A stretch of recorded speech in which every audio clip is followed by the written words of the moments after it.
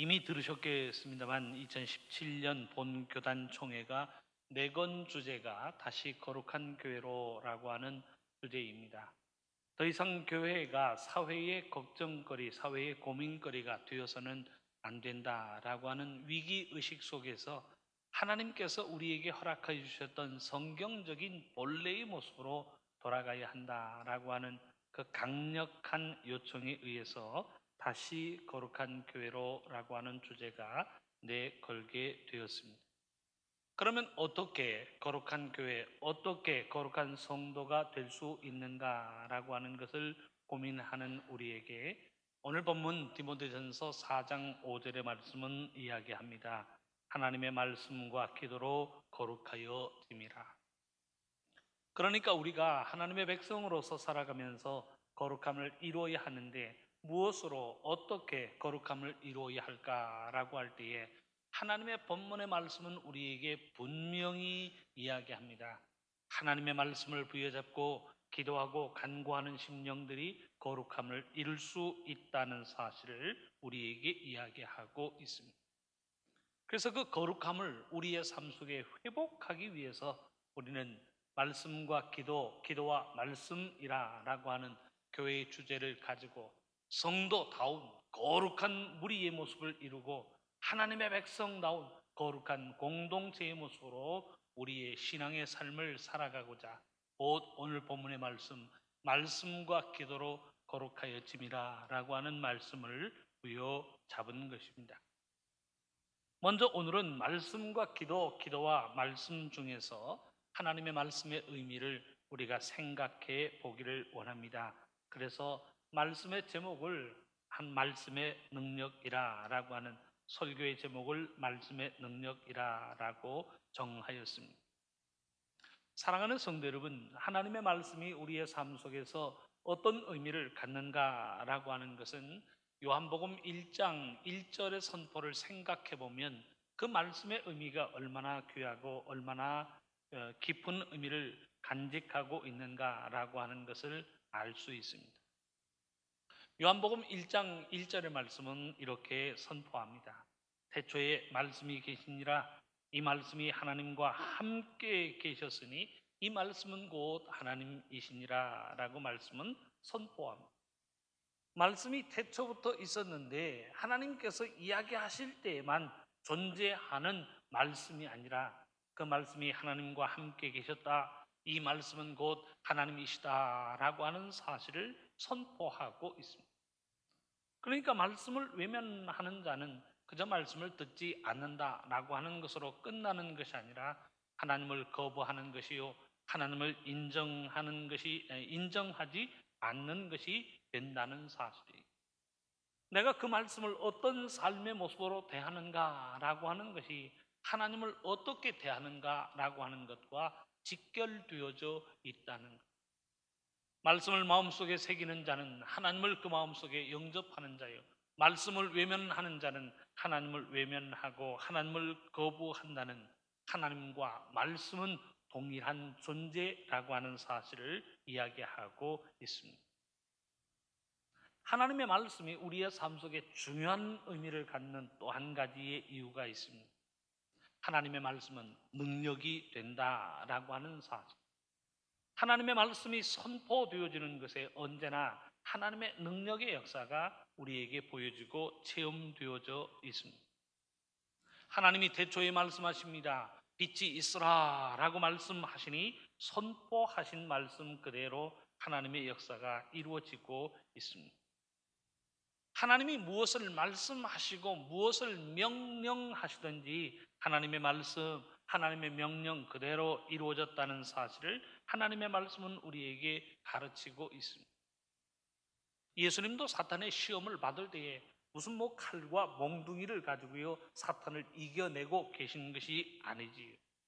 기록하였을 때, 또 기록하였을 때라고 하면서 하나님의 말씀으로 사탄의 모든 시험들을 이겨내고 있습니다. 히브리서 4장 12절의 말씀도 우리에게 이렇게 선포합니다.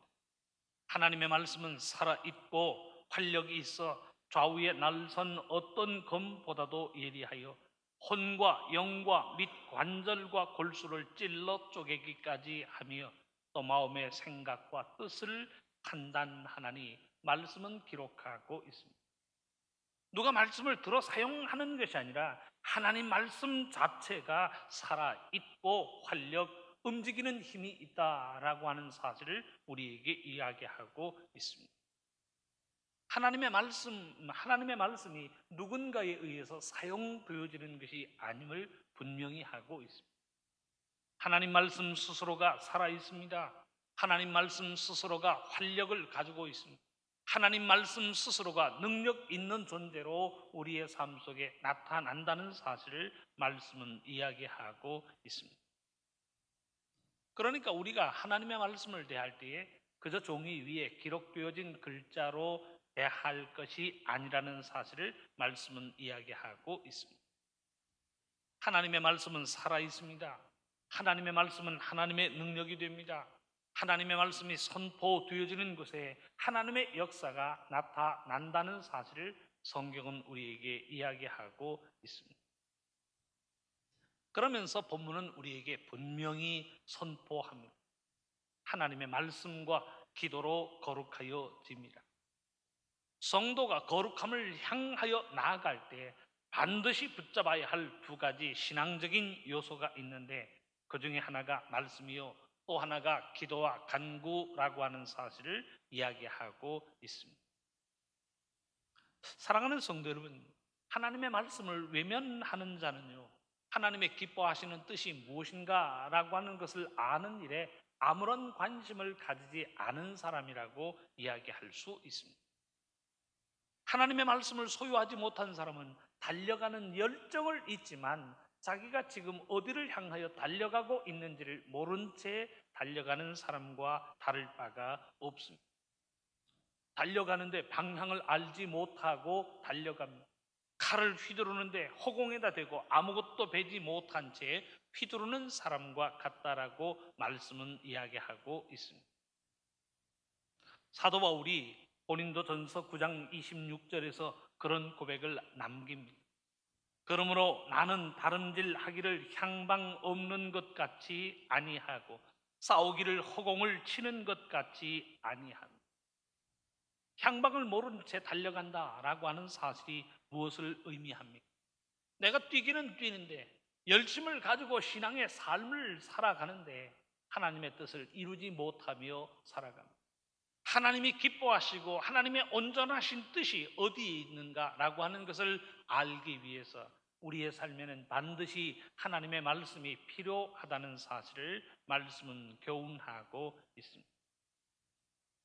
뛰어도 정확한 방향을 알고 뛰어야 하는 것 아니겠습니까? 지금의 이 시간에 동으로 뛰어야 하는지 서로 뛰어야 하는지 방향을 알지 못하고 뛰는 사람은 미련한 사람에 불과합니다. 자기의 기분과 감정을 가지고 살아가는 삶의 모습에 불과한 것이 뛰는 것이 중요한 것이 아니라 우리가 무엇을 향하여 뛰는가, 누구의 명령을 부여잡고 뛰는가, 어떤 방향을 향하여 뛰고 있는가라고 하는 분명한 목적의식이 필요한데 그 목적의식을 일깨워 주는 것이 하나님의 말씀이라는 사실을 교훈하고 있습니다. 그래서 시편 119편 105절의 말씀은 이렇게 고백을 합니다. 주의 말씀은 내 발의 등이요 내 길의 빛이니.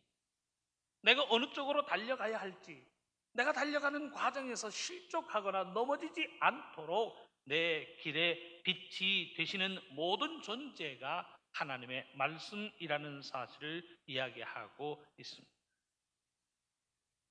사랑하는 성도 여러분, 성경이 이야기하는 가장 아름다운 인생, 가장 복된 인생이 어떠한 인생일까요? 유명한 사람, 젊고 아름답고 예쁘고 날씬해서 사람들의 관심을 받는 인생이 복된 인생일까요? 버는 돈이 많아서 부자로 소문난 사람, 그런 인생이 복된 인생일까요? 매일매일 이 나라 저 나라 마음대로 여행할 수 있는 사람이 복된 인생일까요? 하나님의 말씀은 증거합니다. 복 있는 사람은 시편 1편에 보면 어떤 사람이 복된 인생인가라고 하는 것을 이야기하는데 복 있는 사람은 여호와의 율법을 즐거워하여 그 율법을 주야로 묵상하는 자로다. 하나님의 말씀은 그렇게 선언하고 있습니다. 무엇인가를 가져 복된 인생이 아니라, 잘생기고 늠름해서 복된 인생이 아니라, 하나님의 말씀과 더불어 살아가는 인생이 복된 인생이에요. 하나님의 말씀과 더불어 살아가는 인생이 하나님께서 동행하시는 인생이라는 사실을 말씀은 가르치고 있습니다. 말씀이 이만큼 중요하고 말씀이 이만큼 귀중한 의미를 담고 있습니다. 그런데 사랑하는 성도 여러분, 우리가 하나님의 말씀을 필요로 하고 하나님의 말씀을 대할 때 정말 망각하지 말아야 할 것이 있습니다. 곧 하나님의 말씀은 하나님의 능력이 된다는 사실입니다. 성경의 역사가 우리에게 보여주고 있는 내용이 무엇인가요? 말씀이 선포되어지는 곳에 어떠한 하나님의 역사가 일어나고 있는가? 말씀이 선포되어지고 말씀이 증거되어질 때에 어떠한 하나님의 일들이 일어나고 있는가라고 하는 사실을 우리에게 이야기하고 있습니다. 창세기 1장 천지 창조의 현장을 한번 생각해 보시기를 바랍니다. 하나님이 말씀을 선포하실 때요, 천지 창조의 모든 일들이 일어나고 있습니다. 하나님이 말씀하시면 말씀 그대로 이적과 기사가 일어나고 있습니다. 말씀 그대로 이루어지고 말씀 그대로 창조되어지는 역사가 창세기 1장에 나타나고 있는 천지 창조의 역사입니다. 창세기 1장에서 가장 많이 기록되어지고 있는 표현이 그대로 되니라 라고 하는 표현입니다. 장마다 구절마다 그대로 되니라 라고 하는 말씀이 나타나고 있습니다. 그런데 그대로 되니라 라고 하는 이 표현 앞에 나타나고 있는 표현이 있습니다. 하나님이 이르시되 어떻게 하라 라고 하시니 그대로 되니라 라고 하는 말씀이 창세기 1장의 내용입니다. 결국 그 내용을 요약하여 보면 하나님이 말씀하시니 그대로 되니라 라고 하는 내용으로 우리에게 언급하고 있습니다. 하나님이 손을 사용하시거나 하나님이 뭔가 도구를 사용하시는 것이 아니에요. 하나님이 말씀하시니 그 말씀은 그대로 이루어집니다. 하나님이 명령하시니 말씀이 선포되어지는 모든 초소에서 말씀하신 대로 명령하신 대로 모든 일들이 일어나고 있음을 우리에게 보여주고 있습니다. 하나님은 이 능력의 말씀을 성경에 담아 우리에게 주셨다는 사실을 우리는 믿음으로 고백하게 됩니다. 하나님의 말씀이 따로 있고요, 우리가 받는 말씀이 따로 있는 것이 아니에요. 하나님의 말씀이 따로 존재하고 성경 말씀은 인간적인 말씀에 불과한 것이 아니라는 이야기.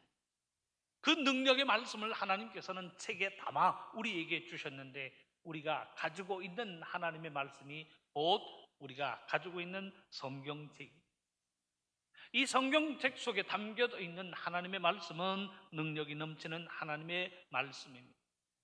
믿음으로 선포하는 말씀을 통하여 역사도 나타나고, 믿음으로 선포하는 말씀을 통하여 병고침의 은사도 일어나고, 믿음으로 고백하는 말씀을 통하여 우리의 삶 속에 필요한 하나님의 이적과 기사가 나타나고 있다는 사실을 성경은 우리에게 보여주고 있습니다. 예수님이 병자들을 고치실 때 어떤 모습으로 고치셨나요? 예수님이 청지기 사용해서 다 청지기로 사람들의 상태 찍어보고 그러셨나요? 예수님께서 약 처방을 해주셨나요?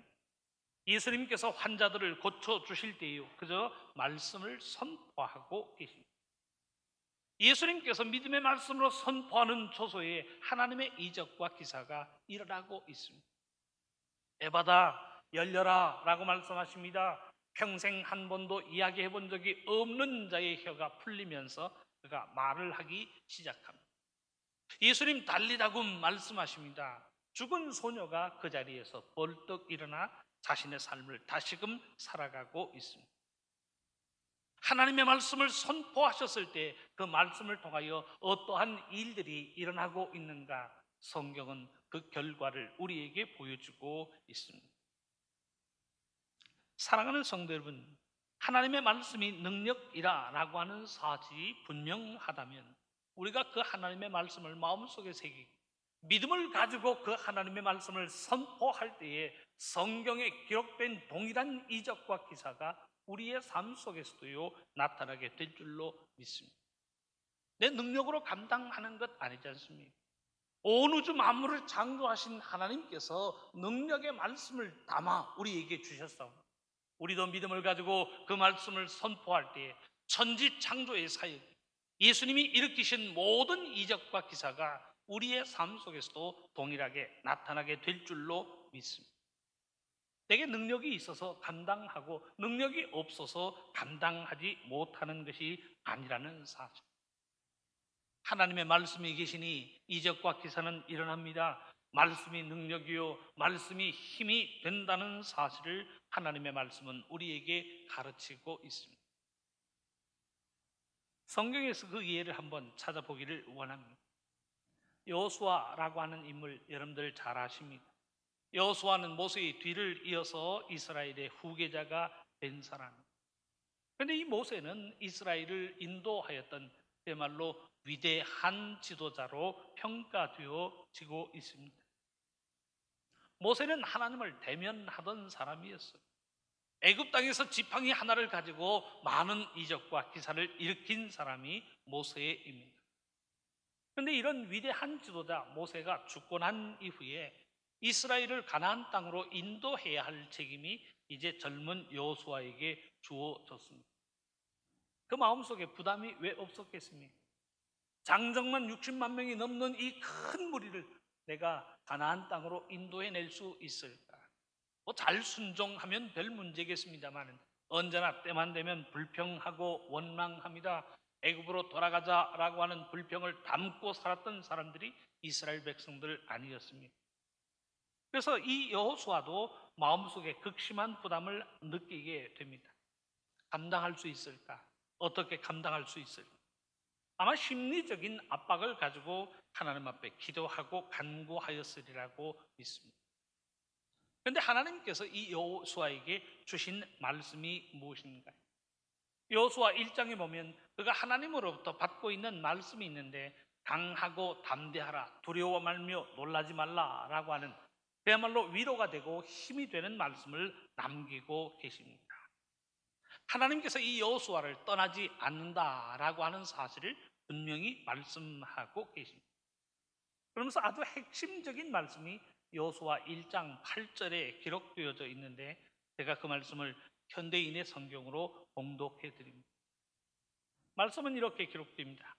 너는 굳세어라, 용기를 가져라.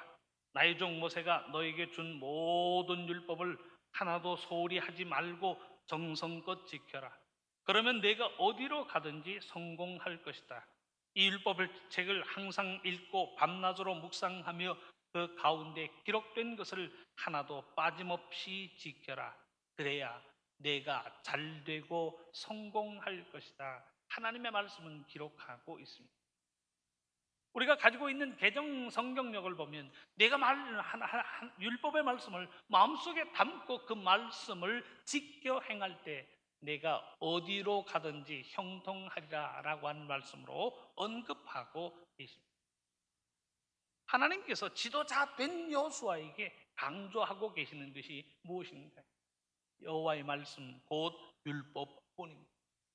하나님의 말씀을 묵상하고 하나님의 말씀을 마음속에 지켜 그 말씀대로 행하면 내가 어디로 가든지 무엇을 행하든지 내가 성공하리라, 내가 형통하리라 라고 하는 그 성공의 원리를 우리에게 들려주고 계십니다.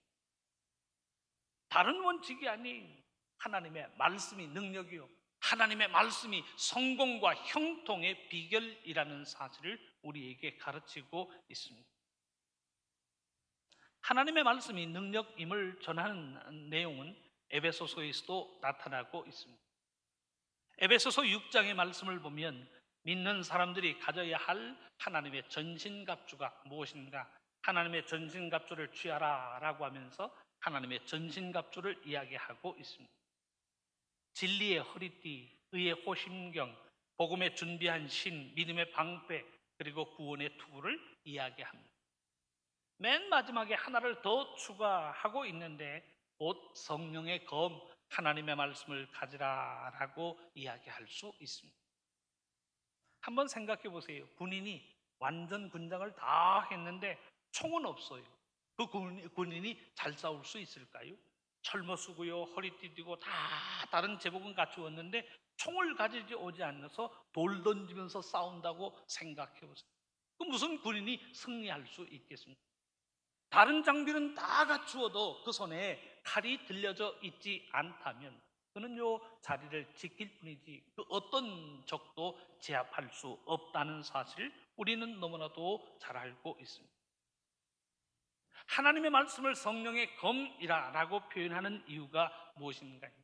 상대방을 제압할 수 있는 신앙의 무기가 오직 하나님의 말씀뿐이라는 사실을 우리에게 가르치고 있습니다.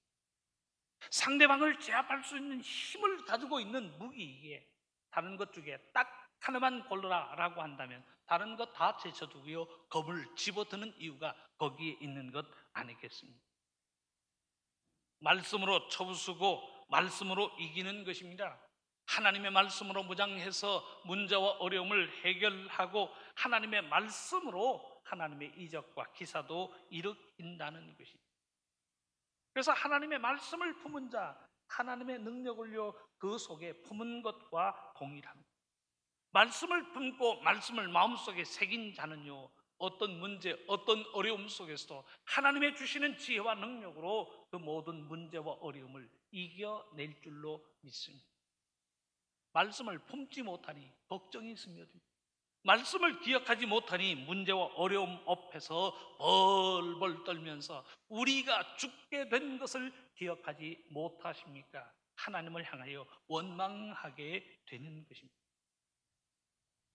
바라기는 사랑하는 성도 여러분, 하나님께서 능력으로 주신 모든 말씀들을 우리의 마음속에 품을 수 있기를 바랍니다.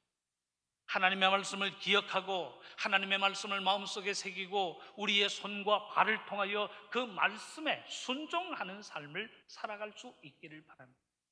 하나님의 말씀에 순종할 때에 하나님의 능력의 역사로 우리의 삶을 책임져 주시고 인도하여 주시는 하나님의 이적과 기사가 나타나게 될 줄로 믿습니다. 바라기는 2017년 신앙생활을 하면서 하나님의 말씀을 통독하고 하나님의 말씀을 암송하고 기록하는 삶이 될 수 있기를 바랍니다. 내가 정말 하나님의 능력으로 옷 입기를 원한다라고 한다면 하나님의 말씀으로 우리의 삶을 채울 수 있기를 바랍니다. 머릿속에도요 하나님의 말씀을 채우세요. 우리의 가슴 속에도요 하나님의 말씀으로 채우세요. 우리의 손과 발이 하나님의 말씀에 순종하여 살아갈 수 있도록 우리의 삶을 하나님의 말씀으로 채울 수 있기를 바랍니다. 그러면 성경에 기록되어진 하나님의 이적과 기사가 우리의 삶 속에 나타난다는 사실을요 분명하게 체험하게 될 줄로 믿습니다. 문제를 만나고 어려움을 만나는데 떠는 사람과 떨지 않는 사람의 차이가 무엇인가? 하나님의 말씀이 그 마음속에 살아있는가라고 하는 것의 차이입니다. 말씀을 마음속에 품어도요 문제를 만납니다. 말씀을 품고 말씀을 마음속에 새겨도요 어려움을 만납니다. 그런데 말씀을 품은 자는 문제 앞에서 주눅들지 않습니다. 어려움 앞에서 주춤거리지 않습니다. 어떤 문제를 만나도 그 문제를 하나님의 말씀으로 이긴다는 사실을 하나님의 말씀은 우리에게 가르치고 있습니다. 2017년 하나님의 말씀으로 새롭게 옷 입을 수 있기를 바랍니다. 성경 통독, 성경 필사, 성경 암송을 통하여 내 뼛속까지 하나님의 말씀으로 채우는 시간들이 될 수 있기를 바랍니다. 말씀으로 우리의 심령을 채우는 것은 하나님의 능력으로 우리의 삶을 채우는 것이고 능력으로 채운 자는 어떤 어려움, 어떤 시험을 당해도요 믿음의 승리를 이루어낼 줄로 믿습니다. 그 경건의 훈련을 거듭할 수 있는 우리들의 새로운 시간들이 될 수 있기를 주님의 이름으로 축원합니다.